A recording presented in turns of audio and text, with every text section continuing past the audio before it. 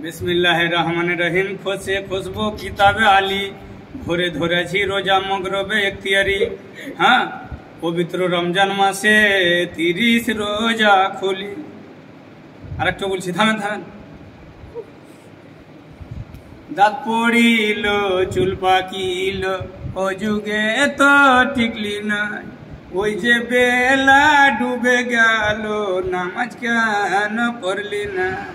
টাকা টাকা করো তুমি, এ টাকা তো তোমার নয়। কবরেতে হবে টাকা, তা তো কেউ জানো না।